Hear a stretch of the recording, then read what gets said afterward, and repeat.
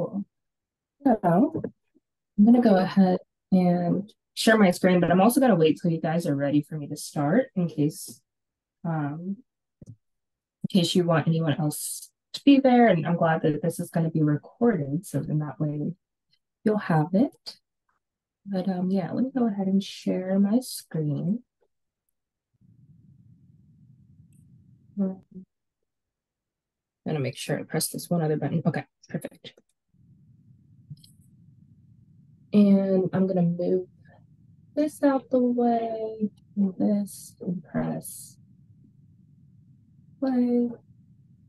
And you should all be able to see my full screen now, correct?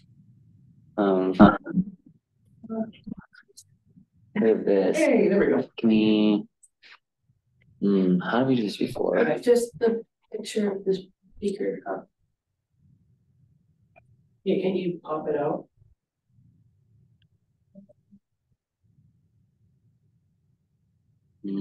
How?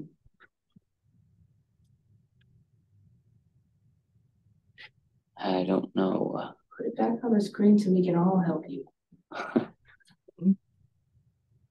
Um, so I think if you go to, I think you should have something maybe on the top right of your screen where it's like view options. Do you see that? Yeah. Okay. And then there should be something where you can click like to see the speaker and the slides. It's immersive. No. I don't. Maybe it's a video order. Oh, host video order. No, wait. Full screen. No, that didn't. No. Oh, there. We You need. need the little, that one. Maybe you'd be able to drag that over to the other side. How is it? Shoot. No, it's showing us. Oh. If you, okay, hit the 2 again, go back up to the little screen. I think I Hit can. the 2. It's because we're Double click talking. on hers. And then on the little thing, hit pin, Yeah. and then. I think it's because she's. She's gonna. You need to put it back on the screen share and then keep the little window on the side. Yes. It should be 2 different like tabs. So wherever the screen share window went. What do you mean? Exit full The screen. presentation. You're in full screen right now, wherever the presentation window is. Yeah, I know. I'm trying to exit out the full screen. Escape. Escape. There you go. There you go. Take your time. We love technology. Never get this right. Change the view. And put it into. No, it's not that one. There was a 3rd tab. There should be 3. 1, 2. Minimize this one first. I don't know where you put it. We're getting it figured out.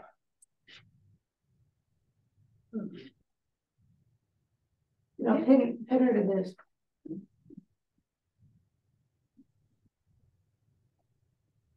Like, how do we get just her? Go to the speaker.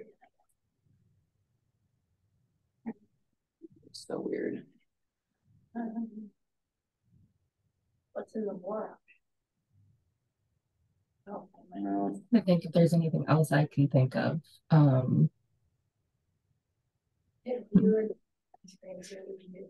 Is this the one to show on the screen?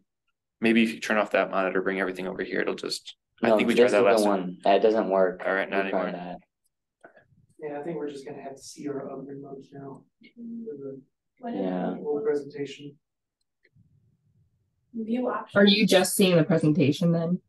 So that's like the only way we can do it because it's We're like 2 trying to get it separate. so that we can pin your camera to it as well, and it's. Technology sucks. I know, and I wish I knew more to help. You could always have her floating and then move her around. Yeah. If you full screen it again to get the 3 and then minimize it, would it take away the 3 of her speaking? Like if you full screen that and then you full screen it again, however you did that. I don't remember how I did that. More at the bottom. Is it in the view? Full screen. Yeah. and then now minimize the like zoom as a whole, like her tab. Full screen her on the monitor that's not the one showing, and then take that little one that pops up and drag it over. Hmm.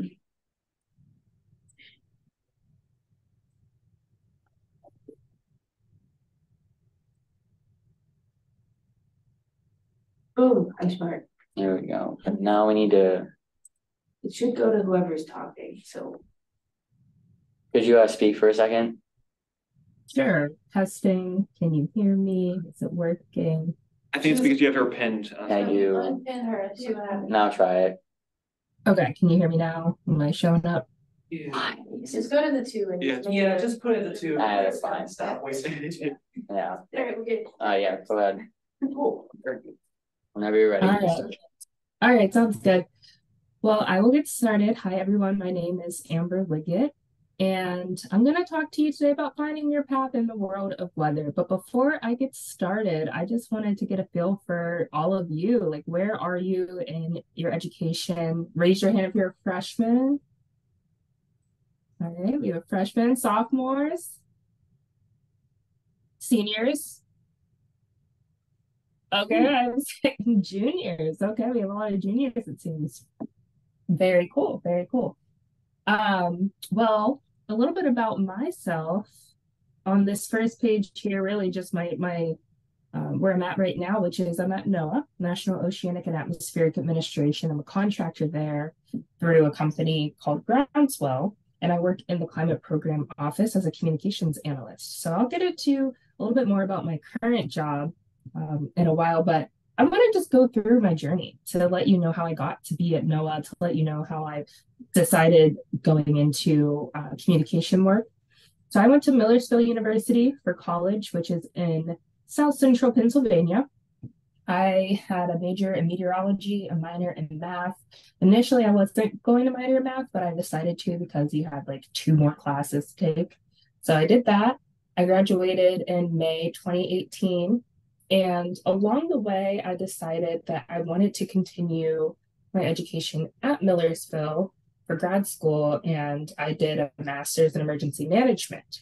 And the CDRE that you see, that stands for Center for Disaster Research and Education. I was a graduate assistant, and this was a fully online program, but as a graduate assistant, I had to be on campus. But a lot of my classmates were people who already had other careers and were transitioning into emergency management, or there were some others who came from meteorology and a traditional like education, whether it was social work, meteorology, or some other fields, and went straight from undergrad into grad school, like myself. And then the bottom picture that you see, like the bottom center picture here, this is with the National Weather Service State College office, a couple of those individuals. This is our program director at Millersville. She's also a meteorology professor as well, but she's also the emergency management program director. This is our university president, myself, of course, and these were the 2 reps from NWS State College, because one of the big projects that I had was helping the university become storm ready. So that was really exciting. And I'm happy to talk about that more later in case that's something that your university, either if they are interested in getting that credential, or if it's something like maybe it needs to be renewed and one of you are interested in learning more about that, happy to tell you more. And at the same time that I did that program fall of 2018 through May 2020. And so also in fall of 2018, I started freelancing as a broadcast meteorologist in the same area. So for South Central Pennsylvania, it was market 40 or 40 or 45. It was like, it kind of varies between the years, but this was just a photo close to Christmas time when I was doing the news. I did that for actually 3 years. And the way that opportunity came about was, for me, I had always been very much interested in the communication aspect of weather information. Of course, we all know about broadcast meteorology is probably the first and most popular way to do that as we grow up. And so it was something that I always was interested in doing, but wasn't sure if that was for sure what I wanted to do full time.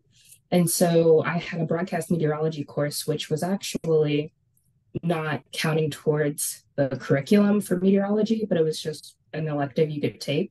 And it was only offered every other spring. So I ended up taking it in the spring of my junior year. And after that, I was the chief meteorologist of one of the local news stations actually teaches that course. And so he encouraged me to apply to intern at the station. And I thought about it. I knew the fall semester for senior year was going to be full of a lot of work, and that was just not going to work for me. So I ended up applying and doing that internship in the spring. So my very last semester of undergrad, I did that. And while I wasn't on air at all, I was able to develop a reel and get a lot of practice both with forecasting and with um, green screen time, and really just understanding better how to have that kind of performance. So with my reel being developed, at Millersville, we also have a weather information center. And the director of that weather information center was in very close contact with plenty of different people in the field. And the news station where I ended up freelancing, ABC 27, they reached out to him looking for someone who was interested in freelancing starting in the fall of that year. So timing worked out really well for when I'd be back in the area for grad school. And so I started doing that, and I did that for about 3 years. I did that all the way through December of, I guess that would be December 2021. And kind of where I went after that was what you see here on the left. Well, during this, I guess I should say, during the same time after I graduated grad school, while I was still freelancing, I took a full-time job, which was through the Pennsylvania Department of Health. And you might wonder, why did you go from meteorology to health? And the answer is that one of the alums from my meteorology program, who first went into broadcast meteorology and then later went and got the master's in emergency management also from Millersville, he was a featured speaker that we had in our earth science department. I want to say when I was maybe a sophomore, and that's when I met him, but we kept in touch over the years. He knew my interests, knowing that I was really interested in weather communication and just like education outreach in general, but the fact that I also was going and getting that emergency management degree. It was probably towards the last couple of months of my program when he actually reached out to me on Twitter and was like, hey, are you going to be looking for jobs right out of school? Because I know of one that might interest you that we're going to need to fill right away. So that job was actually the public information officer at the Pennsylvania Department of Health. And this was a unique position because it laid in the middle of both the Office of Communication and also the Bureau of Emergency Preparedness and Response. So it had a lot of emergency management, crisis, and emergency risk communication components to it, but also public relations work where you work on press releases, develop press conferences, and talking points for officials to give that information out to the public. So, of course, this all was happening during COVID. That was a major reason why they needed to fill this position quickly because the person who was in it had to move. So essentially, I was in a crisis and emergency risk communication course that was pulling a lot from the CDC's information. And we were using COVID as case study information. And to me, I was very encouraged by what I was learning and felt like I could really offer a lot based on the knowledge that I was getting in grad school to this job. And also, it's just a great opportunity to really just jump into the field and not tie yourself down to one avenue and being open to seeing kind of where your career can take itself. So I decided to take that job. I interviewed, accepted, and that I started there in July of 2020. And I was at that job working with COVID, flu, other infectious diseases like Ebola. It was very interesting, huge learning curve. But again, I got to do a lot of work that was related to public relations and public facing communication, working with partner organizations, that sort of thing. So from there, I really was missing doing a lot more weather, earth sciences. And while I was freelancing, still doing broadcast meteorology while I was at this job, after about a year and a half, I was really looking for something that would take me back into earth sciences full time and not related science. So what I did was I was just, looking for jobs in different avenues, but where I found the job that I currently have was on a Facebook group. It was a science related Facebook group. I saw the posting, and at the time, the company was named Collaboralink. It's basically a federal contracting company. So they have a lot of different federal clients outside of NOAA, like Department of Energy and lots of other federal agencies. And so NOAA is just one of the clients that they had. And this specific job, again, was for being a communication specialist in the climate program office. And it's more internally focused. But I was like, again, this is another great opportunity. And even though it's not weather communication, it's climate communication and it's still Earth system science. So it's all related. So I applied for that job. And when I ended up starting this job, it was February 2022. So I've been at this job now for 2 years. And whenever I knew I was accepting the job, it took a while because even though I was not a federal employee being hired, it's still, you still have to have background checks. You still have to go through lots of, it takes a while. It takes a while to get through things. And the time I was accepted was right before like winter holidays. So it was just an extended period of time before I could actually start this job, which allowed me to kind of take a step back, reflect on where I was in my career, what I really wanted to do with my career and what path I wanted to take. So I wasn't doing too much because I could still continue to freelance, but I decided to stop freelancing because I didn't see myself being a full-time broadcast meteorologist ever, but I did still want to work on communications, whatever that looked like. And so while I had a job focused on public communication when I was at DOH, I decided I wanted to give internal communications a try and also be able to do, again, more work that is related to earth sciences. So a couple of highlights that I would say with the job that I currently have, I get to do a lot of science writing about, first off, what funding opportunities are available for universities, like maybe some of your professors who do research would be applying for funding. They might be applying for funding through the climate program office. And then so I put out different stories and announcements about what funding is available for institutions to take advantage of. Then once those institutions are chosen from the program itself, I put out another story that says, hey, here's an update of who actually won the funding. And then from there, over the years, as this research is done, we get to write success stories along the way of what's happening, what kind of data is being collected, what findings are there. So it's really great work to be able to convey that, but not just conveying that to the public, but also conveying that to NOAA leadership. NOAA is a very large organization with 6 different line offices. So of course, the Weather Service is one of them. There's also the Ocean Service. There's the National Marine Fisheries Service. There's the, I'm going to mess up now. There's the aviation, there's like an aviation line. Where I work is in the Office of Oceanic and Atmospheric Research, so the research branch. Then there's also NEDSIS, which is the satellite branch.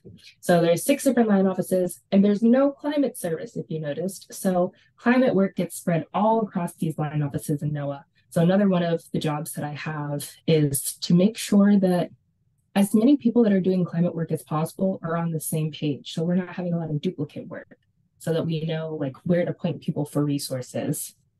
So there's a lot of variety when it comes to communications. And that's what I personally like about it is that I have the ability to be working on a story about climate research one day. I could be working on a presentation to give to whether it's students, whether it's professional educators or other federal agencies about climate 101 information. So just basic, what's the difference between weather and climate, going into what are our current climate data, and then what are projections for the future? What are some kinds of steps you can take to adapt to climate change and be resilient to our changing climate, but also what kind of steps can you take to help reduce your carbon footprint? Like all of those kinds of topics are covered within my job. So that's a little bit about how I got to where I am and also a little bit more about what I do. But now I'd like to go through some internships and research experiences that I had because I think that really was important for helping me shape where I am in my career. And I do not have my career all figured out, which is something that I would say when I was in undergrad, I thought I had to do, but I learned in grad school and also within my first couple of jobs that I've had that it's okay to kind of have a loose idea of where you want to go, but being open to, seeing what's out there and take advantage of opportunities. But the first internship that I ended up having was called a RU, Research Experience for Undergraduates. And the one I had was at the National Weather Center in Norman, Oklahoma, at University of Oklahoma. And this was right after my freshman year. So I ended up having a project that was basically a PhD student was developing an algorithm to detect gust front signatures using Doppler radar data. And I had to test if the algorithm worked or not. So the way that I did that was I took radar data and I looked at composite reflectivity and watched different storms go by and see if there was a gust front signature. And then I would put that data into the algorithm. And this was using MATLAB, which I had never done anything with programming. I didn't even have a radar class at this time. But I would put that into the algorithm and then see if the algorithm produced a yes or a no, or if there was or was not a gust front detected. So I would have like the actual ground truth of what actually happened with the radar data and then was able to test that. So that was what I did there. And this was just a picture of me in the Storm Prediction Center because that's co-located within the National Weather Center, as well as the School of Meteorology and the Norman Forecast Office. And then these are all of the individuals who were in the program as well. So lots of juniors, but some seniors, some sophomores, and then I was the only freshman at the time. So the following summer, I received the SOARS internship, and it's part internship and part scholarship. So this is the UCAR Significant Opportunities in Atmospheric Research and Science program. It's based in Boulder, Colorado, out where UCAR is and where NCAR is.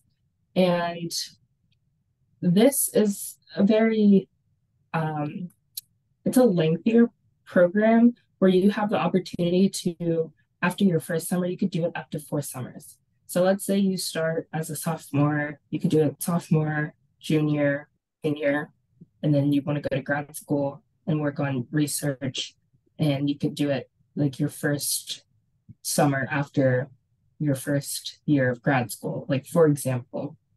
Or if you start like once you're a junior or a senior, however long it makes sense for you to be in this program, you have the option to be in it for up to 4 years. And like I said, you can receive some scholarship money with it as well.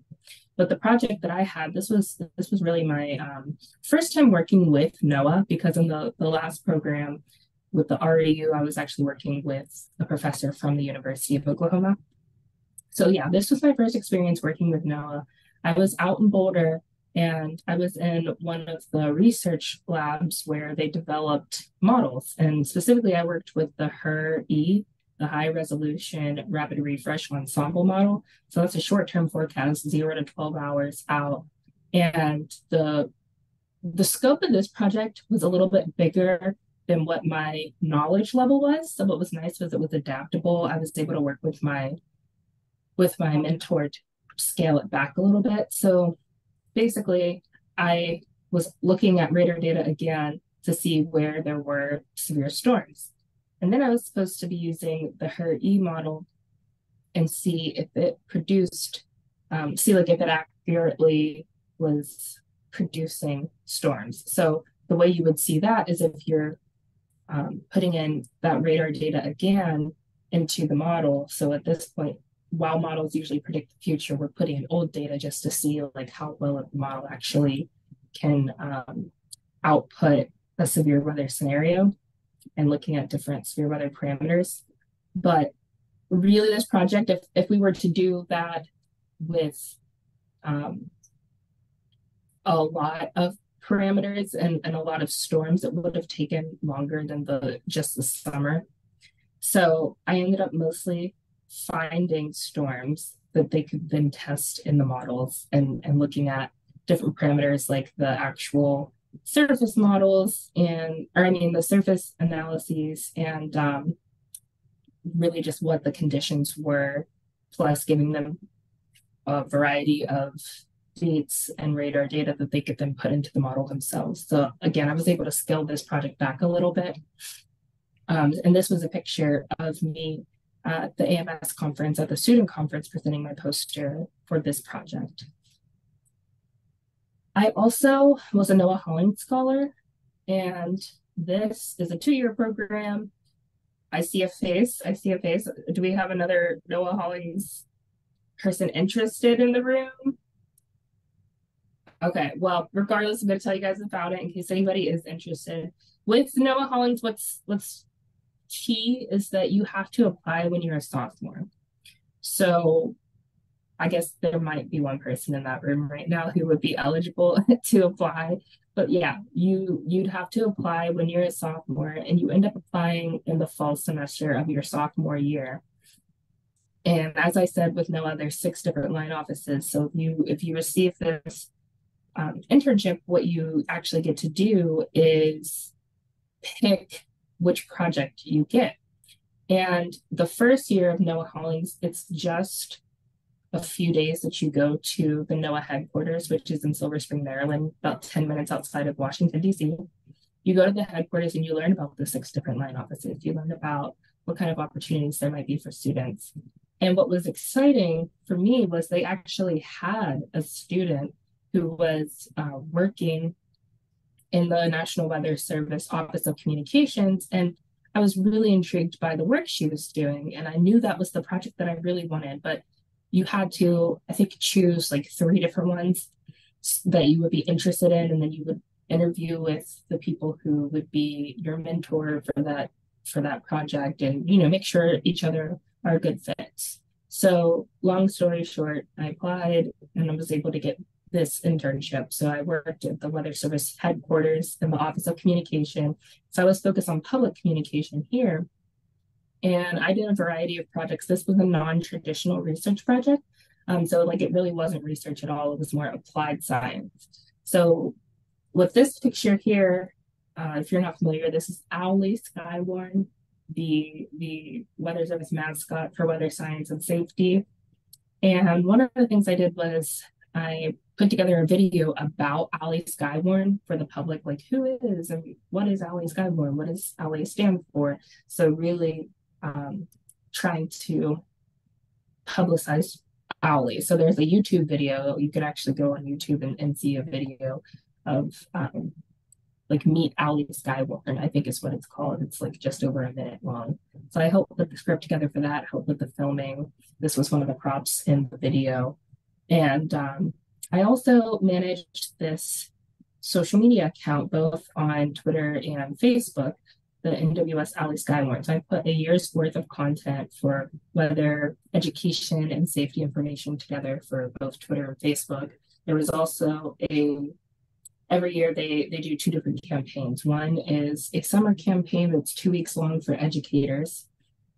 And basically you pull together information about for traditional and non-traditional educators. You pull information together from the Weather Service, from other parts of NOAA, and even from partners, federal partners like FEMA, for example.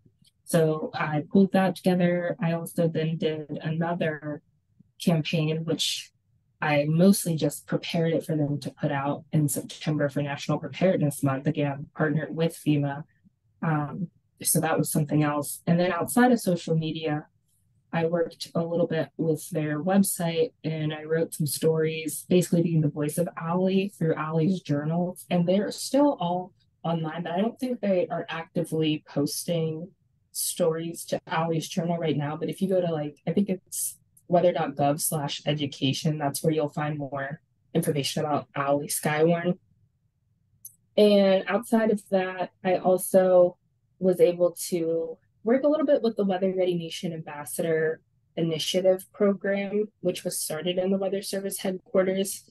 And what's interesting about the Weather Nation Ambassador Initiative is that to become an ambassador, you have to be an entity. Like you can't be a person, like you yourself can't be an ambassador. It has to be like the university or like a business, that sort of thing.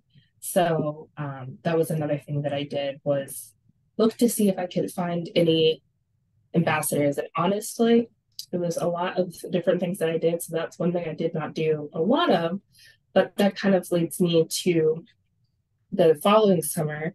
I went back to Boulder in the summer of 2018 after I graduated and worked with the Weather Service Denver Boulder office, specifically with their ambassador program, and helped really buff it up. So they had some partners already, but then I basically put together what I called an educational and outreach care model of materials that they could have. So there were some draft emails that they could send out to recruit new ambassadors. There was a video about the forecast office. I actually interviewed like all the different positions, and then their hydrology office was co-located with the Weather Service office. So that was pretty cool because there aren't hydrology offices in all of the weather services. So for the partners to be able to learn like the difference between weather and hydrology and why that's important, and even talking to some of the technical behind the scenes people who work on like the radar and stuff, if those get messed up, or other kinds of IT things, if eclipse goes down or something. It was pretty cool. So that was the program I did there. And then the last internship I had, again, I told you, was the broadcast meteorology one when I was a senior. So I had a lot of internships. I had a wide variety of projects because I wasn't really sure where I wanted to take my career, like what I wanted to focus on. I learned that there is an area of research that I like, and I'll talk about that here in a second. But again, I learned that in general, communicating weather information was what I'm most passionate about. I do prefer public communication, but even in the job I have now, I kind of teeter the line between sometimes I have more internally office wide communication, but then I do have opportunities to do public outreach as well. So it's a nice mixture for me. As long as I'm doing that kind of work, I feel satisfied. So once I got to grad school, I wasn't sure, since I was switching from meteorology to emergency management, I wasn't sure if I really needed to kind of start from ground zero with figuring out where I wanted to take my career within emergency management. But I knew that I wanted to stay at the intersection of weather and emergency management. And in general, what emergency management even is managing disasters at all time scales. So whether that's preparing for whatever kind of hazards are in your area, to actually responding to a disaster, helping a community fund grants to build resilience and mitigate against future damages to their community, applying for those grants, that's all part of it as well. And then more longer term recovery, like cleanup and making sure again that you build back better. So you're not just rebuilding after a flood, you're putting a house on stilts, or putting some kind of like sand dunes up or something like that if you're in a beach region. So that's really what the program that I was in at Millersville was. It was a well-rounded, all-encompassing learning about all components of managing disasters.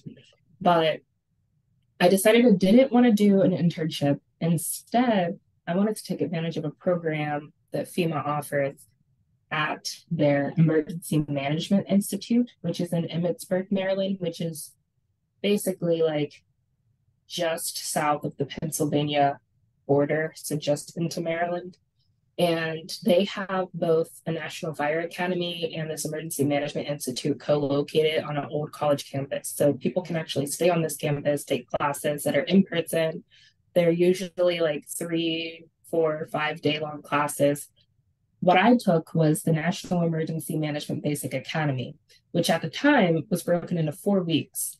and it was 2 weeks back to back. So you would stay on that campus for the first 2 weeks. And I think we had a total of 2 classes, like each was a week long.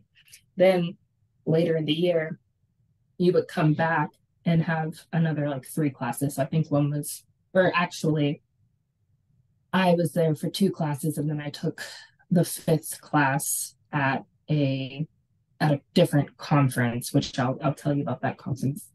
But basically, yeah, 5 courses, over 100 hours of studying to learn about what FEMA considers basic emergency management best practices. And what was neat about this program, again, is that a lot of what you find with emergency management is that it's not like meteorology, where you go to school, get a degree in emergency management, and then get into the field. A lot of people are coming from other fields, a lot of retired policemen, firefighters, EMS. A lot of those individuals come into emergency management. Or sometimes, again, I found that there are some meteorologists, there are some social workers, some public health officials that want to get into this field. And there are other types, but those are the people I've encountered. But what was really cool is that I'm getting to learn from people who actually have experience other than just like formal education like I had. So I got to meet a lot of great people at this program. And then there are other courses. They don't have a lot of courses that are related to weather and weather disasters or natural disasters, but you could potentially have a course like that, but a lot more is focused on emergency management. And there are a lot, if you haven't heard of independent study courses, FEMA does offer those online.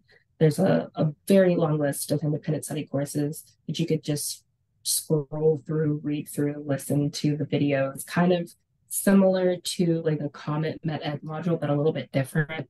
And so that's something, if you happen to be interested in, like, I wonder what emergency management is, I wonder if I'm interested in that, I would definitely encourage you to do that. But this is, again, another opportunity to learn in person is through this institute. And so this was a picture at the end of the academy.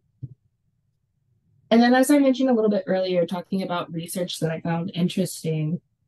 So when it comes to risk perception work, so social science research that really ties into weather, that's what I find most interesting. So in this master's program, you could either do an internship, you could do a capstone research project, or if you were a full-time employee already at a job and you wanted to just do a project that was part of your job, you could do that. So for me, since I was being a grad assistant, and since I did that basic academy, I decided to go the capstone research route because I was really interested in doing some risk perception research. This was the first time I did like a truly social science project where you actually have to go through IRB review, which I don't remember what that stands for, but it's something with like social science research you have to do if you're going to be interviewing people or using people as your data. You have to basically go through a process to get approval to do that. So it's way different than like using numbers and hard data, like radar or satellite data, that sort of thing. But essentially, my project was understanding local flood risk perception for people who lived in the county where I went to college. And so this is just like a showing here of the county where I was in college. And I didn't have any funding for this, which is challenging to get people to participate in a focus group or just to be interviewed in general if you don't have any kind of incentive for them. Like you don't have like a bunch of snacks or money and that sort of thing. So you really just have to find people who are willing to give a little bit of their time. So I ended up, total number of people that I surveyed were 40, somewhere in the form of a focus group.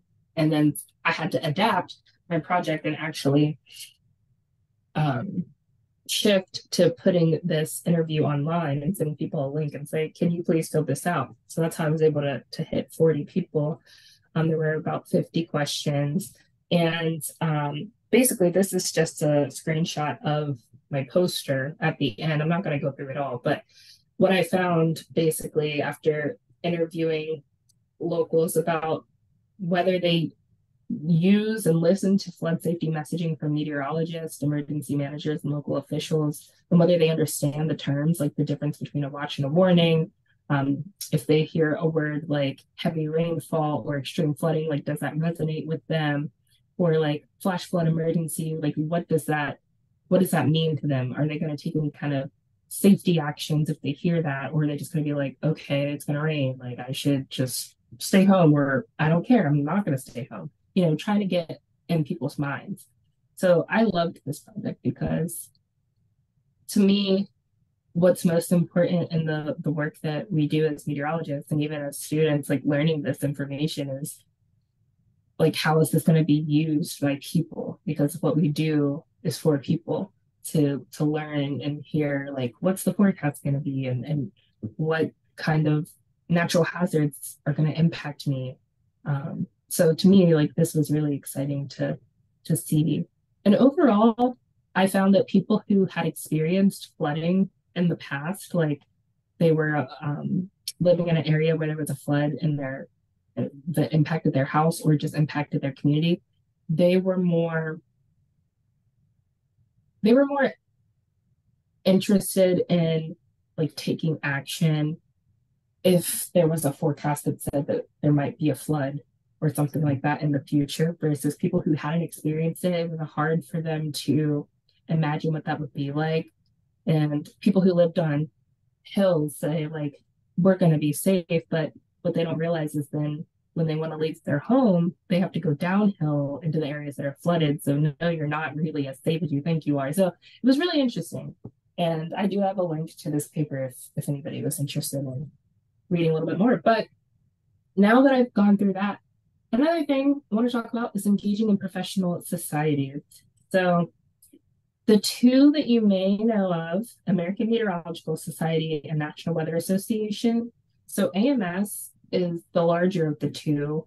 It is a heavy research focus, and it also is more broad. So it's like weather, water, climate, that whole industry is a lot of times the people that make up that society. And there's different ways to get involved with AMS outside of just going to the annual meeting. Similarly, there's the National Weather Association, and this is more focused for people who are operational and broadcast meteorologists. So like weather service forecasters and broadcast meteorologists, but also partners. And so there's lots of emergency managers now that go to these, and social scientists that go to these conferences and also are involved. And as I mentioned, when I was talking about emergency management, there's also a society, well, it's an organization called the International Association of Emergency Managers. And I didn't put information on that in here, but again, if like at the end someone's interested in that, I can give more information. But yeah, so these are those two organizations, and a little bit more about AMS, ways you can get involved. Within your university, you guys are already good to go joining that local chapter, but there are chapters for people who are outside of school. Like say you graduate and you're like, I still want to be in a local chapter. There are some towns and cities that have their own local chapters. And if there aren't, you can always create your own. So there's that way, joining local chapters. You can also join the national AMS as a student for just $20 a year. It definitely gets higher as you graduate, but what's nice is they do a tiered approach. So it's like you don't end up paying the full price until like years in your career, like years later. You can join a commission, board, or committee. And I did pull this up. So this is the full list. As you can see, it's very long. So I'm not going to read all these to you, but I'll say that I am on the Committee on Emergency Management now. I've been on that since 2019. I started as a student member. I used to be on the, what's it called? The Local Chapter Affairs Committee. So that's like the committee that oversees all of the local chapters. And there's if you're interested in the private sector, there's like committees where you can get involved as students there, so there's a lot of opportunities to get involved with AMS on the national level. And then there's also something that started a couple years ago called well, it really just started last year, called AMS Weather Band. And this, I just put like what it is. It's basically for weather enthusiasts. So like if you're a student, if you are a professional, or if you just have like friends or people who aren't in the field formally but are interested, they can join AMS Weather Band. And again, this started last year. There's a handful of people, including myself, who were asked to be maestros. So they're like playing off of the word band. Basically, just asked to be people who will write, contribute to the AMS weather band. So there's lots of articles about, in kind of more plain language, about weather information. There's also a lot of webinars that happen that are informative. So that's another thing. If you're interested, you can read about or participate in AMS weather band. And then with the National Weather Association, there are also local chapters. There's fewer local chapters, and at some universities, they do have both AMS and NWA joint chapters. For the National Weather Association, it's a little bit more. It's $32 a year.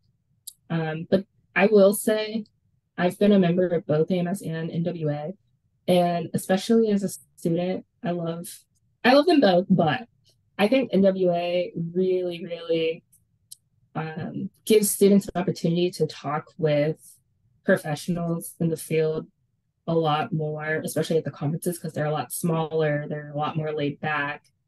And if you are interested in broadcast meteorology, they always do like a broadcast review of your reel. Like they offer that during the student conference. I used to be on the planning committee for the student conference for National Weather Association for a lot of years. So like if you wanted experience getting like to plan a conference, I could definitely connect you with the people who are in charge of that now. Or you can also join committees, and they have again fewer, but I pulled that list up as well. So like you could join the annual meeting committee, you could join like broadcast meteorology or diversity committee. They also have a local chapters one, then they have some others like these here. So lots of ways to get involved with both of these societies, and they look great on the resume. And they also just help to get your name out there, and they could help you connect you with people who could help you find a job in the future as well. So the last part of my talk today, I just wanted to give you all some tips and tricks that I've learned over the years that can help navigate your career as a student, and then once you're kind of getting into your early career as well as a professional. Networking is super important. This is a form of networking, so congrats being there and being at this talk. Really, like I said, going to conferences is a great way to network. You can network with your peers. Like if you're an underclassman, you want to network with the upperclassmen, that's a great way, or vice versa, just to, get to know the people who you're with, because years down the road, you're going to be working with these people, and it's not that huge of a community, so you will run into people again. But yeah, networking is a great way to learn of different opportunities out there. Volunteering is also great. I know that a lot of times all of the Weather Service forecast offices will advertise unpaid internships, so basically just volunteer experiences. Or sometimes there's a need for some volunteers for a workshop or some kind of specific event. So keeping your eyes out for those kinds of opportunities oftentimes will double as training. Shadowing, if you have an opportunity to, like, let's say there's a part of the field that you're interested in and you don't have the ability to do an internship in it, you can ask that professional if you can shadow them for a day. I've done that before. Especially there was a position called the state meteorologist in Pennsylvania. There's only 3 states that have a state meteorologist, so it's not a widely known or a position that a lot of people have. And I was really curious about it. So me and a couple other classmates of mine, I think we were all seniors at the time, we shadowed for a day the state meteorologist and got to learn what that kind of job looks like. And there's a lot of people who are open to having you shadow. So I think that's definitely something that you should take advantage of if you ever get that opportunity. Similarly, just having a mentor. So whether that's your advisor, someone in your family, or like maybe you do have an internship and you have a mentor given to you, and you guys happen to click really well, that's wonderful. And just having that throughout your time is going to be helpful to not only like help you figure out maybe which direction you want to take your career, but maybe they can connect even a tutor or something like that if you need a little bit of extra assistance in a class. Like I know personally, I was not a fan of physics, and so I had to like have a tutor with physics because the first physics professor that I had really geared his lessons towards people who understood physics, and I'm like, that's not me. So I know I had to take advantage of that before, and like the person that did it was a mentor for sure, and someone I keep in touch with even today. Now you might wonder, okay, that all sounds good, but how do I actually achieve that? Like, how am I gonna talk to these people, like more seasoned professionals, or even someone like me who's early career but still a professional? Well, my advice is to have an open mind, be willing to talk to people.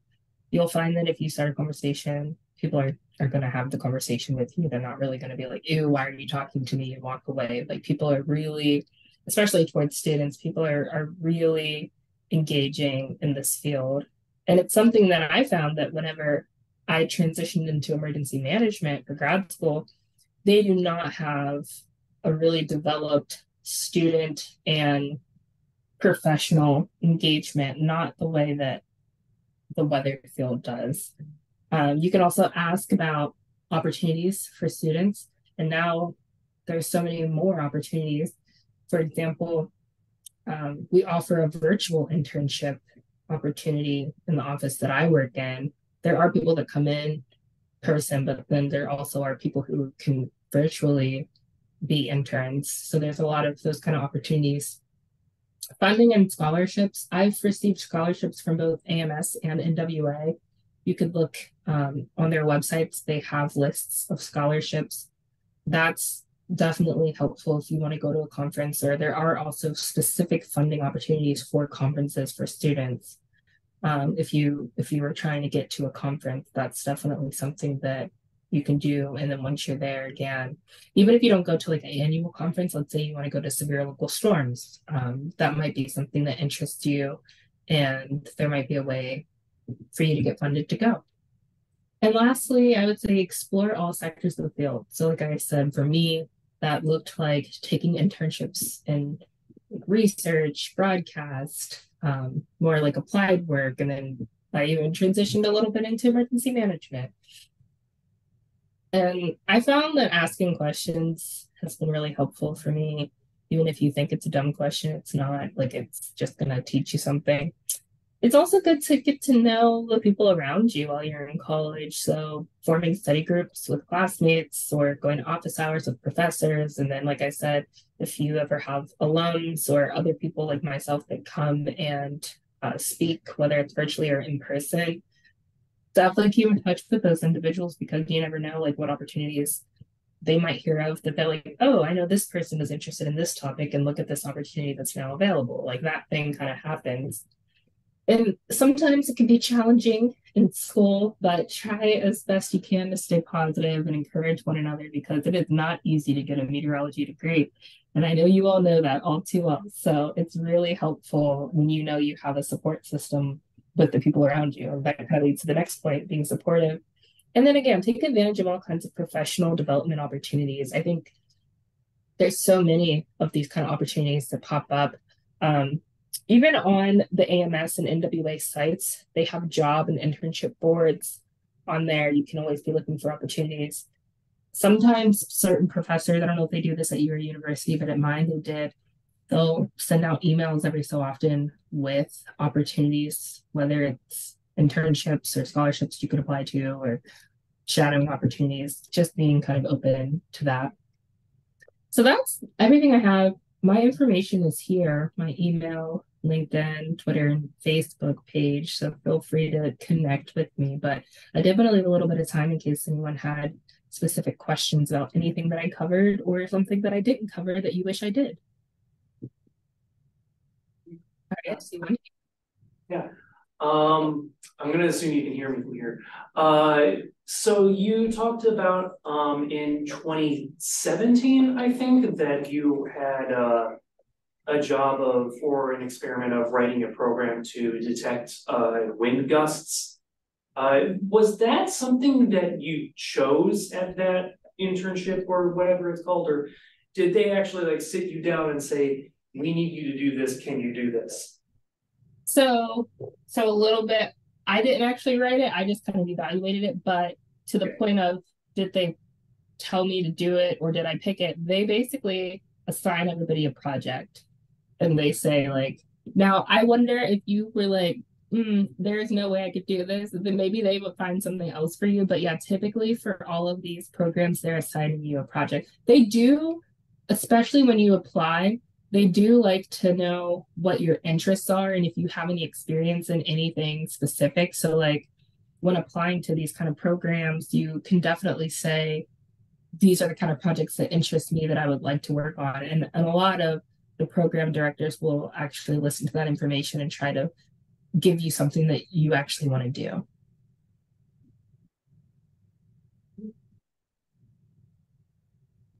Anyone else have a question? Okay. Well, I hope that was helpful for you all, and I hope that your semesters are going well. And I'm happy to stay in touch with anybody who might have a question in the future. So thanks for having me tonight. All right, thank you so much.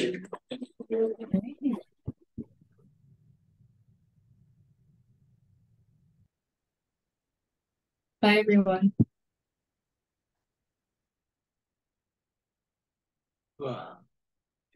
Yeah. No. The other one just doesn't work. So yeah.